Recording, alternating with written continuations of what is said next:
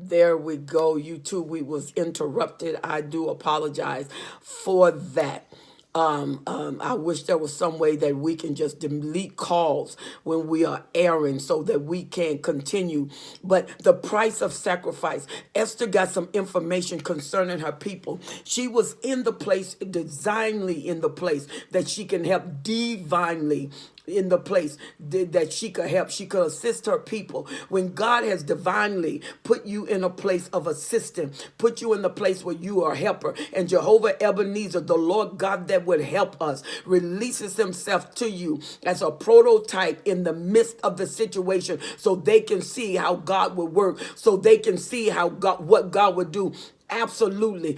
God's prophetic timeline. Absolutely. When God put you on a prophetic timeline, everything, there's nothing lacking, nothing broken, nothing missing in a prophetic timeline. But the clock keep moving and you must keep moving. You must do something every millisecond, every minute, every hour, even if just hearing God. I did a teaching on Lord, train my ear. I want you to go back on Periscope while there's on, because I'm getting ready to remove all old teachings that was on Periscope, and only new teachings would be on Periscope. So those of you, go back to my teachings on Lord, train my ear, and that would be a blessing to you, because prophets, let me talk to the prophets now. Prophets, some of you have good hearing, but you don't speak well. Moses has good hearing, but Moses did not speak well. And then he had Aaron.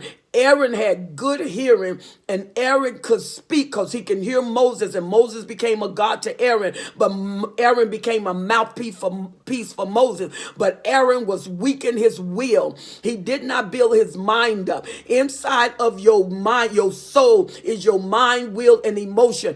All of these arenas have to be built up, Swan Princess. They have to be built up, because you're going to utilize your total soul realm when you are doing the will of God. When you're operating against your enemy, he strategized against your mind. Minister Carol 53:45. He wants your mind to be overthrown. A weak mind is a mind that's not fed. Inside of your mind is your will, and your will has to be strengthened with knowledge and with operation. You strengthen your will by the sensitivity of your doing. You strengthen your will by building your conscience. Your conscience has to be strong, and the little things God used to build your conscience. You drop a piece of paper, you drop it on the floor, and your conscience tell you, oh, I can't leave that. You walk over it. You are minimizing the power of your conscience. Every time you delay obedience to something that your conscience emits, you are training your conscience how to yield. You're training your conscience how to be sensitive, and you are learning to do that, because in the time that you should compromise,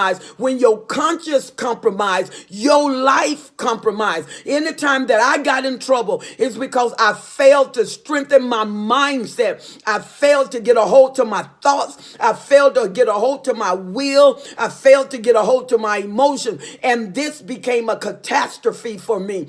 And it did not align in the situation that God wanted to align. So what I have to do is strengthen my will in my soul realm, your mind, will, and emotion. You have three realms: conscious, unconscious, subconscious realm. There are different depths. Every realm is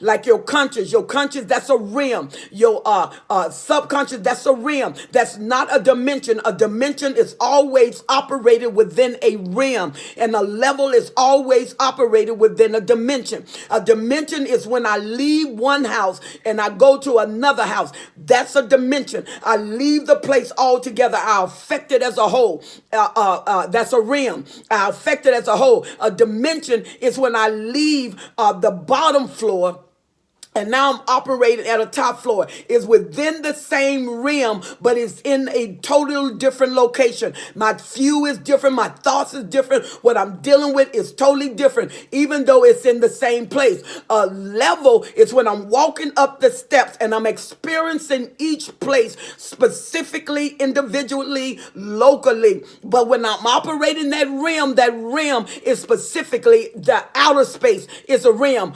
Earth is a realm. The inner courts of between the space of God's throne and earth, that's a realm, because it's a whole operation. It's a whole maneuvering.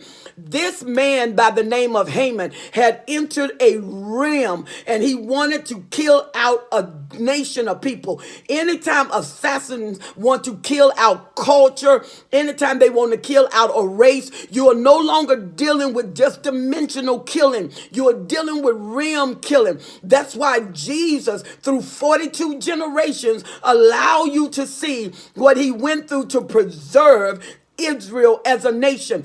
Because when they went after Israel, they wanted all the Jews killed. They didn't just want some of the Jews. They wanted all the Jews killed. They wanted to slaughter them. They wanted to bring them into a non-existent point. When people come after your life, Lynette, to bring you to a non-existent point, that level, that dimension, that realm of power must go to work to defend you. And many of you are dealing with some tremendous